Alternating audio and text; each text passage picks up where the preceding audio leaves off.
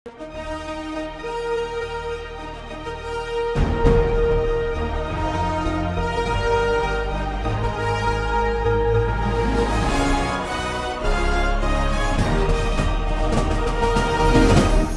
பார்த்து கொண்டிருப்பது உங்கள் ஜாஷ்வா டிவி. சகல ஜனங்களுக்கும் நற்செய்தி.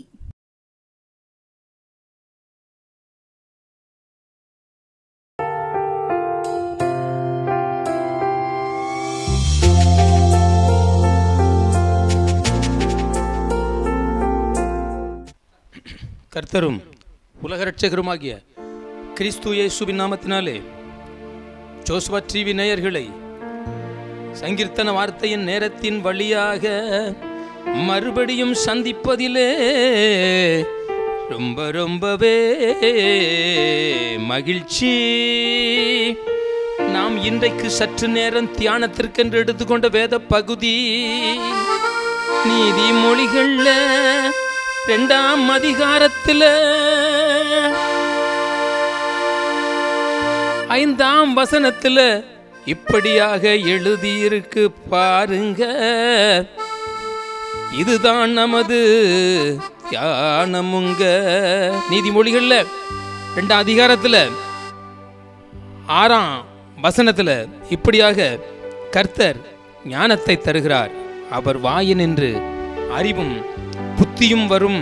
அன்பானவர்களே, கர்த்தர் ஞானத்தை தருகிறார் என்று 3 பாகத்தை நாம் தியானிக்கும்படியாக கர்த்தர் உதவி செய்தார். இன்றைக்கு நாம் தியானிக்கிறது 4வது பாகம். ஞானத்தை பற்றி நான் ரொம்ப பிரசங்கித்ததே இல்லை. சபைகளில் போகும்போது மனம் திரும்புதல், பாவ மன்னிப்பு, ரட்சிப்பு, இன்னும் விடுதலை இப்படின்னு சொல்லியே பிரசங்கம் பண்ணியிருக்கிறேன். ஆனால் ஞானத்தை பற்றி நம்ம என்னத்தை பேசிக்கிட போகிறோம் அப்படின்னு சொல்லி நினச்சி பார்த்தேன். ஆனால் யூடியூப்புக்கு வந்த பிறகு கர்த்தருடைய பெரிதான கிருபையினாலும் அவர் கொடுத்திருக்கிற அறிவினாலும் புத்தியினாலும் ஞானத்தினாலும் இந்த ஞானத்தை பற்றி பேசுவதற்கு கர்த்தர் உதவி செய்திருக்கிறார். இந்த நாளிலும் கூட நம்ம கொஞ்ச நேரம் தலையை தாழ்த்தி ஜெபிக்கலாமா? நம்முடைய தேவனாகிய கர்த்தரை நாம் நோக்கி பார்க்கலாமா? தானியேல் தீர்க்க தரிசன ஆகமத்தில் ஒரு வசனத்தை கூட நான் வாசிக்க ஆசைப்படுகிறேன். அந்த வசனத்தை வாசித்துட்டு நம்ம அப்படியே ஜெபிக்கலாம். தானியேல் தீர்க்க தரிசன ஆகமம் 2ஆம் அதிகாரம் 23ஆம் வசனம். நான் இதை வாசிக்கிறேன். என் பிதாக்களின் தேவனே, நீர் எனக்கு ஞானமும் வல்லமையும் கொடுத்து நாங்கள் உம்மிடத்தில் வேண்டிக் கொண்டதை இப்பொழுது எனக்கு அறிவித்து ராஜாவின் காரியத்தை எங்களுக்கு தெரிவித்தபடியினால் உம்மை துதித்து புகழுகிறேன். பார்த்தீர்களா? கர்த்தரை நோக்கி நம்ம பார்க்கணும், பிரகாசம் அடையணும். நாம் விண்ணப்பம் பண்ணினதை அவர் கேட்டு நமக்கு பதில் கொடுத்ததற்கு பதிலாக நாம் கொடுக்கக்கூடிய பரிசு, பலி, துதி, ஸ்தோத்திர பலி, இதுதான் நாம் அவருக்கு கொடுக்க முடியும். அதனால இந்த நன்றி பலிய கர்த்தருக்கு நாம் ஏறெடுப்போமா? முகத்தை பிரகாசிக்க செய்கிற ஆண்டவர் நம்முடைய ஜெபத்தை கேட்டு நமக்கு ஞானத்தை கொடுத்திருக்கிறார் அல்லவா? இங்க தானியேல் அப்படித்தான் சொல்றான். அதனால கொஞ்ச நேரம் ஜெபிப்போம், துதிப்போம்.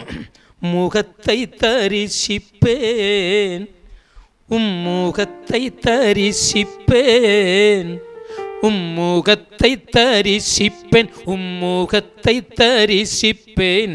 நானும் காலையிலே எழுந்து கர்த்தர் பாதம் பணிந்து காத்திருந்து ஜெபித்து புது பலன் அடைந்து, காலையிலே எழுந்து கர்த்தர் பாதம் பணிந்து காத்திருந்து ஜெபித்து புது பலன் அடைந்து.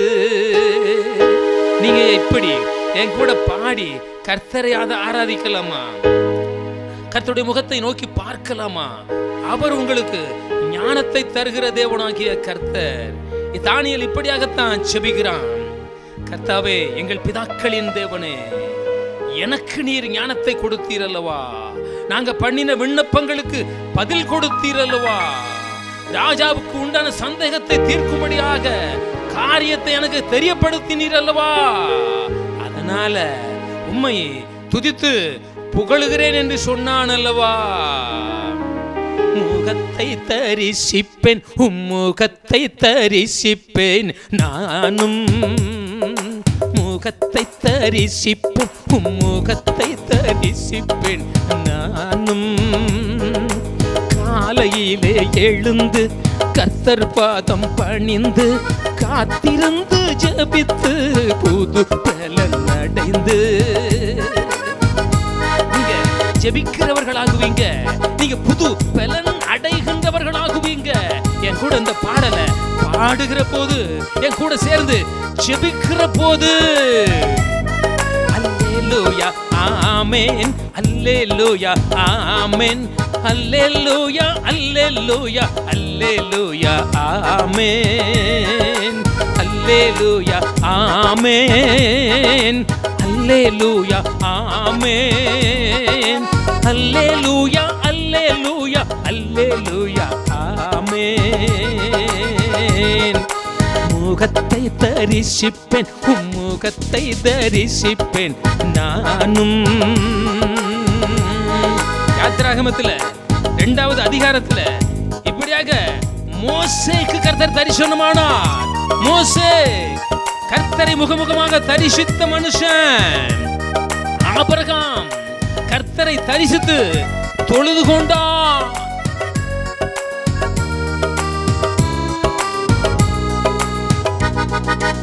ஆபிரகாம் வழிபட்டு தொழுது கொட்டப்பட்டவரே, அதிசய கிருபை தன்னை விளங்கச் செய்கின்றவரே. ஆபிரகாம் வழிபட்டு தொழுது கொள்ளப்பட்டவரே, அதிசயமான கிருபை தன்னை விளங்கச் செய்கின்றவரே. உம்மை நாங்கள் தொழுது கொள்ள வந்தோமையா இங்கு, உம்மை நாங்கள் தொழுது கொள்ள வந்தோமையா இங்கு.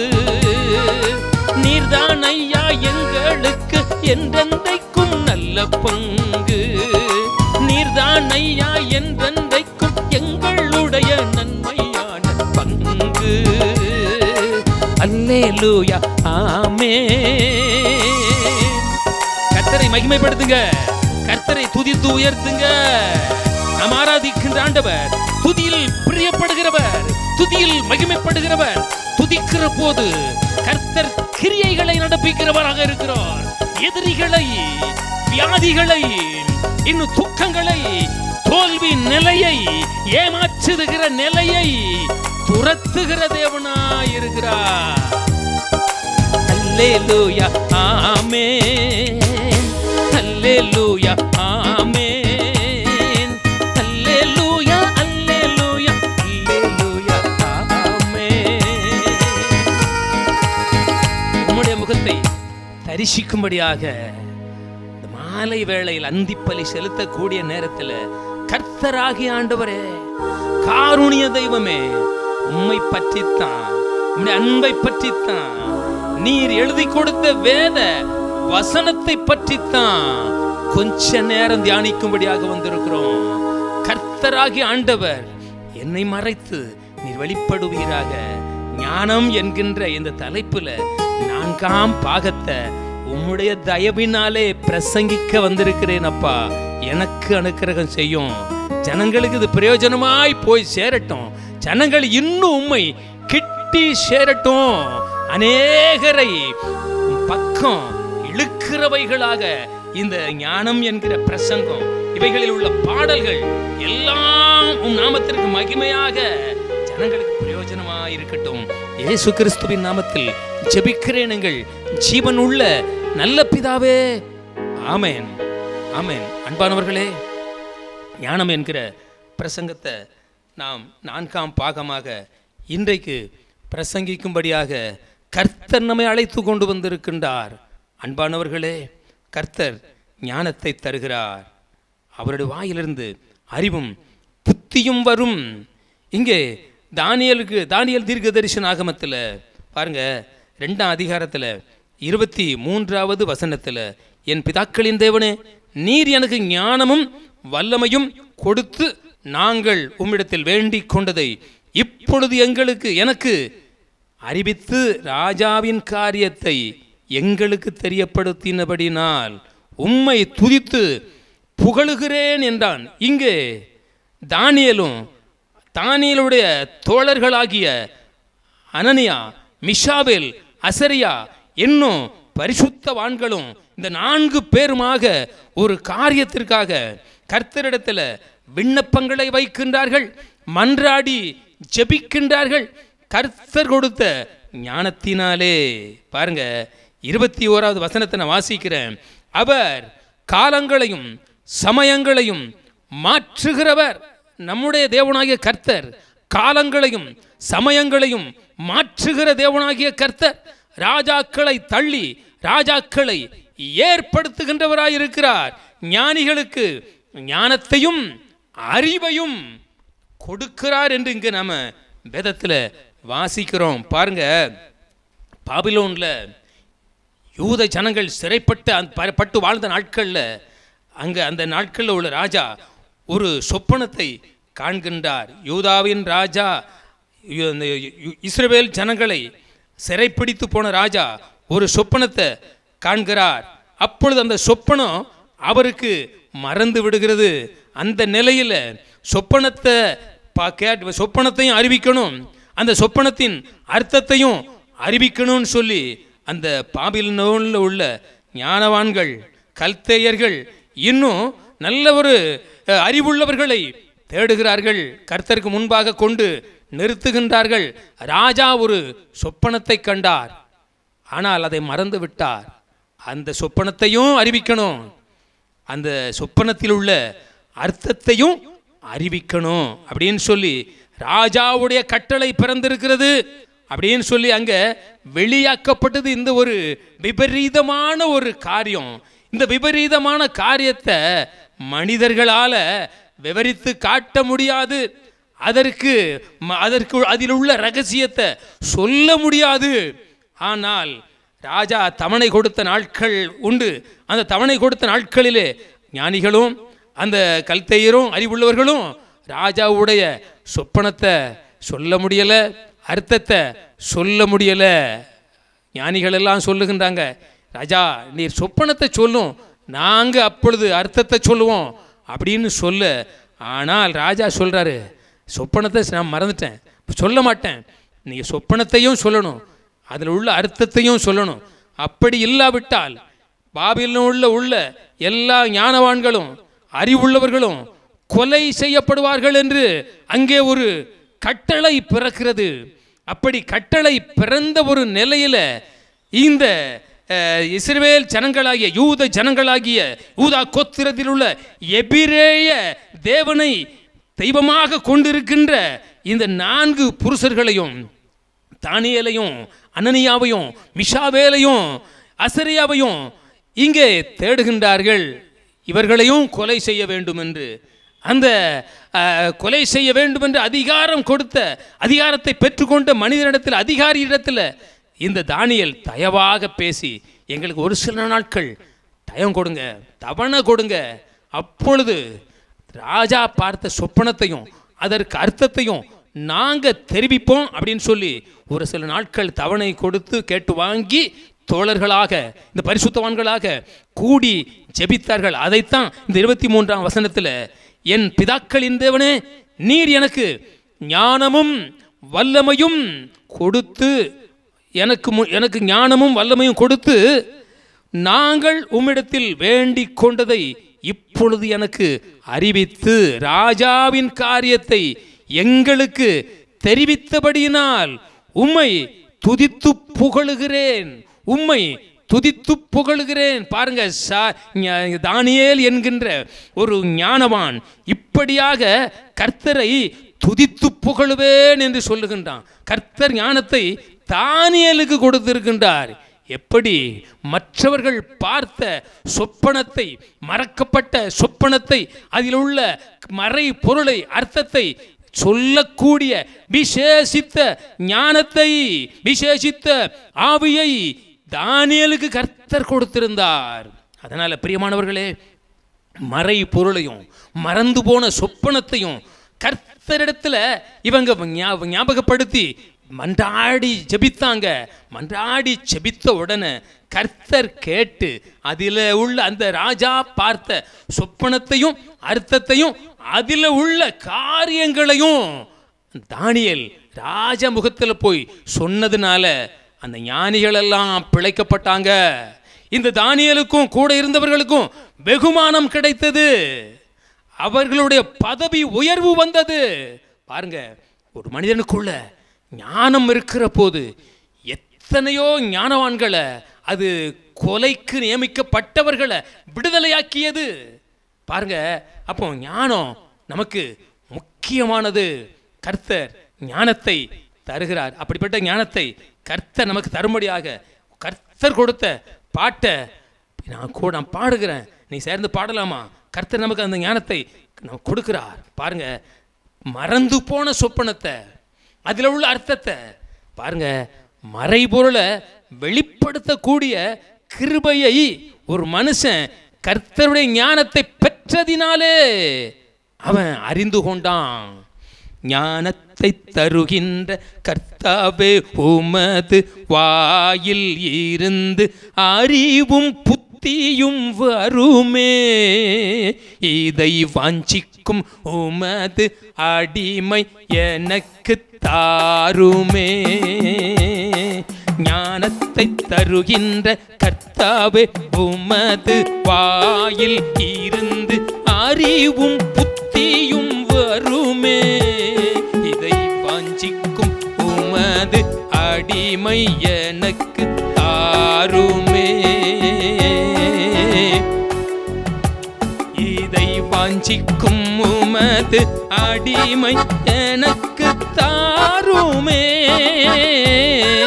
தாருமே. மறந்து போன சொப்பனத்தை, அதில் உள்ள அர்த்தத்தை, மறை பொருள்களை கர்த்தர் ஒரு மனிதனுக்கு தெரியப்படுத்தினார். தானியேல் என்ற மனிதனுக்கு காரணம், அவனுக்குள்ள ஞானம் இருந்தது. அந்த ஞானத்தினாலே அவன் விசேஷமாக மன்றாடி ஜெபித்தான். ஜெபித்ததுனால கர்த்தர் அந்த மறைபொருளை வெளிப்படுத்தினார். ராஜாக்களை தள்ளி ராஜாக்களை ஏற்படுத்துகிற தேவனாகிய கர்த்தர் மறைபொருளை வெளிப்படுத்தினார்.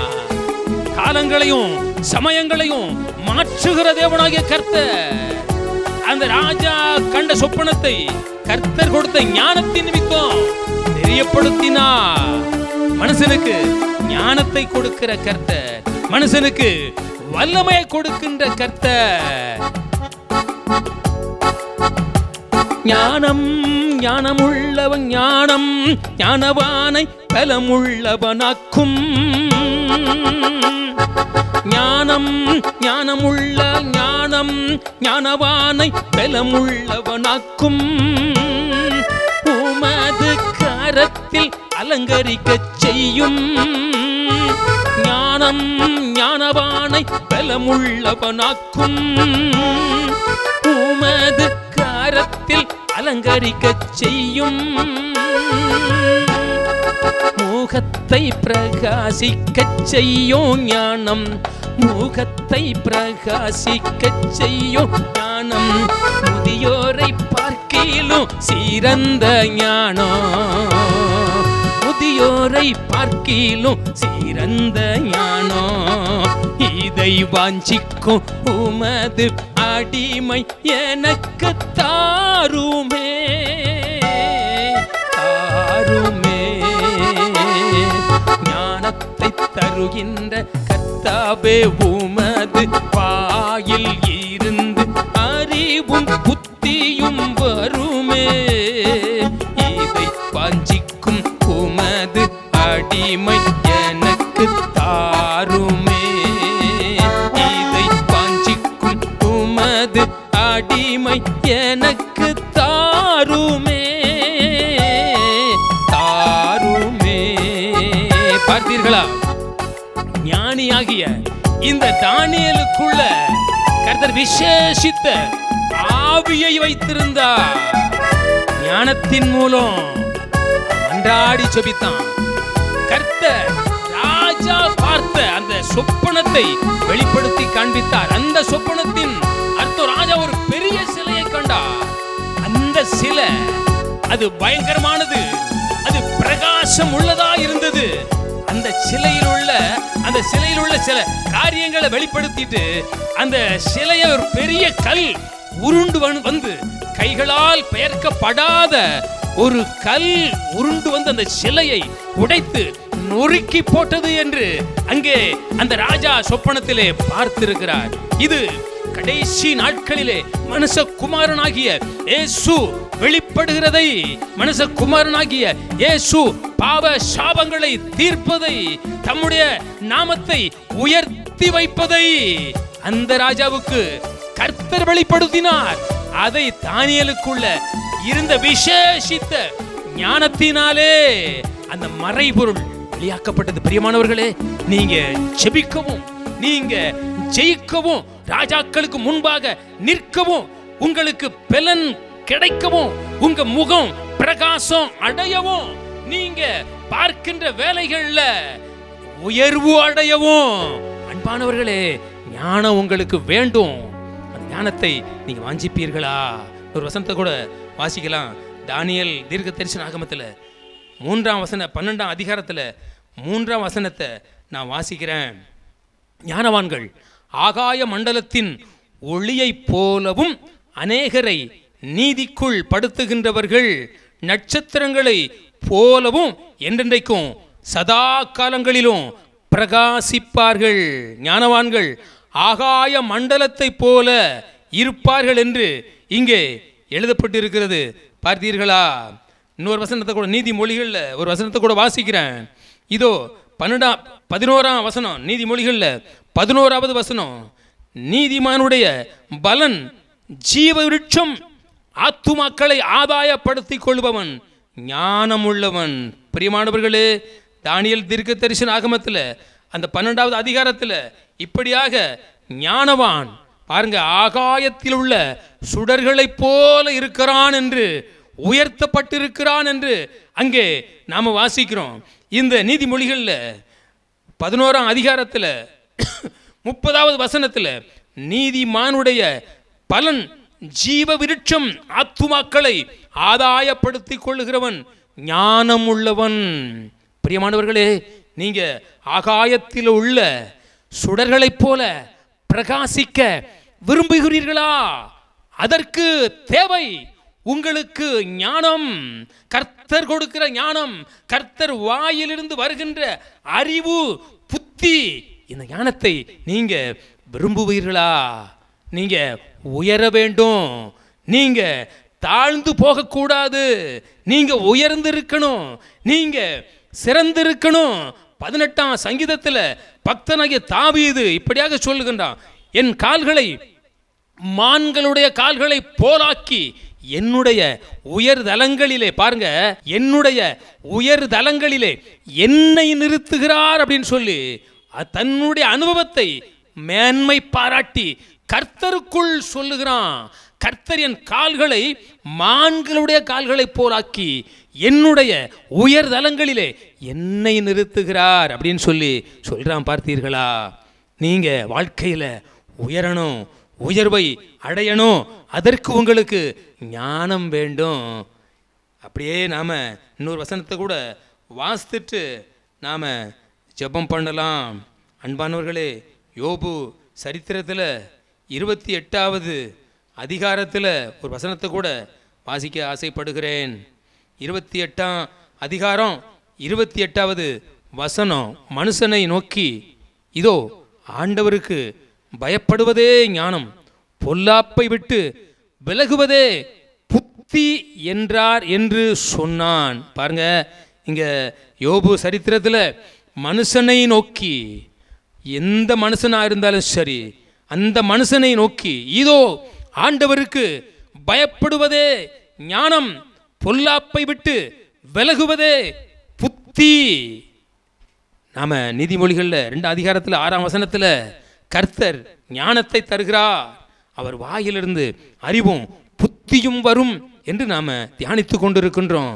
கர்த்தர் நமக்கு ஞானத்தை கொடுக்க வேண்டுமானால், அவர் நமக்கு இந்த ஞானத்தை, அறிவை, புத்தியை கொடுக்க வேண்டுமானால் நமக்கு ஒரு நிபந்தனையை கட்டளையிடுகிறார். மனுஷனே, மனுஷியே, நீ கர்த்தருக்கு பயப்பட வேண்டும், பொல்லாப்பை விட்டு நீ விலக வேண்டும். அதுதான், அப்பொழுதுதான் உனக்கு அதுதான் ஞானம். நீ பொல்லாப்பை விட்டு விலகிவிட்டால், தீமையை விட்டு விலகிவிட்டால், பாவத்தை விட்டு விலகிவிட்டால், அநேக அசுத்தங்கள், இந்த உலக எல்லா தீமைகள், இவைகளுக்கெல்லாம் நீங்க உங்க கால்களை, உங்க இருதயத்தை, உங்க சரீரத்தை விலக்கி விட்டீர்களானால், இங்க சொல்லப்பட்டபடி மனுஷனை நோக்கி இதோ ஆண்டவருக்கு பயப்படுவதே ஞானம். யோசேப்பு பயந்தான் அல்லவா?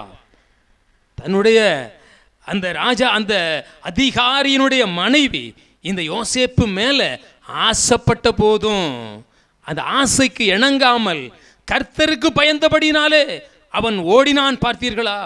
அத மாதிரி இந்த நாட்கள்ல பிரியமானவர்களே, பயந்து பாவத்திற்கு விலகி கர்த்தருக்கு பயந்து நீங்க ஓடுவீர்களானால் உங்களுக்கு கர்த்தர் கொடுக்கின்ற ஞானம் உங்களுக்குள்ளே இருக்கிறது. கர்த்தர் கொடுக்கிற ஞானம்.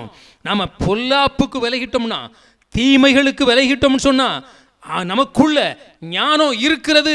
ஞானத்தை வான்னு சொல்லி கூப்பிட வேண்டாம், அதற்கு பிரயாசப்பட வேண்டாம். கர்த்தருக்கு பயப்படணும், பரிசுத்த வழியில நடக்கணும், பொல்லாப்புக்கு விலகணும். அப்பொழுது நமக்குள்ள கர்த்தர் ஞானத்தை வைத்திருக்கிறார். அந்த ஞானம் செயல்படும். இந்த ஞானத்தை ஒரு சில வசனம் பாருங்க, 20ஆம் வசனத்தில் இப்படி இருக்க ஞானம் எங்கே இருந்து வரும்? புத்தி தங்கும் இடம் எது? அது ஜீவன் உள்ள சகலருடைய கண்களுக்கும் ஒளித்தும் ஆகாயத்து பறவைகளுக்கு மறைந்தும் இருக்கிறது. பார்த்தீர்களா? நீங்க கர்த்தருக்கு பயந்து வாழுவதுதான் கர்த்தர் கொடுக்கிற ஞானத்தை பெற்றுக்கொள்ள முடியும். இங்கே ஜீவனுள்ள சகலருடைய கண்களுக்கும் ஒளிந்திருக்கிறது ஞானம், ஆகாயத்து பறவைகளுக்கு மறைந்திருக்கிறது ஞானம். ஆனா கர்த்தருக்கு பயந்து பொல்லாப்புக்கு நாம விலகிவிட்டோமானால் அந்த ஞானம் நம்முடைய கண்களுக்கு தெரியும், நம்முடைய நடக்கைகள்ல தெரியும், நம்முடைய பேச்சில தெரியும், நம்ம பார்க்கிற வேலைகள்ல எல்லா காரியங்களிலும் தெரியும். அப்படிதான் தானியேலை கர்த்தர் பயன்படுத்தினார். கர்த்தருக்குள்ள கர்த்தர் கொடுத்த ஞானம் இந்த தானியேலுக்குள்ள இருந்ததுனால அவனுடைய பார்த்த தொழில்ல, அவன் இருந்த அந்த நாட்டில் கர்த்தர் அவனை உயர்த்தி காட்டினார். மறைபொருளையும் மறந்த சொப்பனத்தையும் கர்த்தர் கொடுத்த ஞானத்தினாலே அவன் அறிவித்தான் அல்லவா? அப்படிப்பட்ட விசேஷித்தவர்களாக, சிறந்தவர்களாக, கர்த்தருக்கு உண்மையுள்ள சாட்சி உள்ளவர்களாக நாம் வாழ்வதற்கு இந்த ஞானத்தை நாம் பெற்றுக்கொள்ளும்படியாக ஒரு நிமிடம் ஜெபிப்போமா? பரிசுத்தமும் அன்பும் நிறைந்த நல்ல ஆண்டவரே, கொஞ்ச நேரம் வேத வார்த்தைகளை கர்த்தர் ஞானத்தை தருகிறார். அவருடைய வாயிலிருந்து அறிவும் புத்தியும் வரும் என்று நாங்க தானியேலை பற்றி, யோபு சரித்திரத்தை பற்றி, நீதிமொழிகளை பற்றி கொஞ்ச நேரம் நாங்க தியானித்திருக்கிறோம். ஆத்மாக்களை ஆதாயப்படுத்துகிறவர்கள் ஞானவான்கள். இன்னும் ஞானவான்கள் ஆகாய மண்டலத்தில் உள்ள சுடர்களைப் போல பிரகாசிக்கிறார்கள் என்று நாங்க பார்த்தோம். பாருங்க, கர்த்தர் நமக்கு இப்படிப்பட்ட ஒரு பெரிதான கிருபையை கொடுத்திருக்கிறார். நாம் இதை வாஞ்சிப்போமா? வாஞ்சித்து ஜெபிப்போமா? இஸ்ரவேலின் பரிசுத்தரே, சர்வ பூமி முழுவதுக்கும் ஆண்டவரே, வேத வார்த்தைகளில் உள்ள ரகசியம், மறைபொருள், இன்னும் உம்மை மகிமைப்படுத்தக்கூடிய காரியங்கள் எல்லாம் ஞானத்திற்குள் இருக்கிறது. அந்த ஞானத்தை கொஞ்ச நேரம் தியானித்திருக்கிறோம். உங்களுடைய வசனம் நீர் விரும்பின காரியங்களை ஜனங்களுக்குள்ளே செய்து முடித்துவிட்டு திரும்பும்படியாக செபிக்கிறோம். வெறுமையாக அல்ல, நீர் விரும்பின காரியங்களை நாங்க தியானித்த வேத வசனம் செய்து முடித்து விட்டு திரும்பட்டும். இயேசுவின் நாமத்தில் ஜெபிக்கிறோம் எங்கள் ஜீவனுள்ள நல்ல பிதாவே. ஆமென், ஆமென்.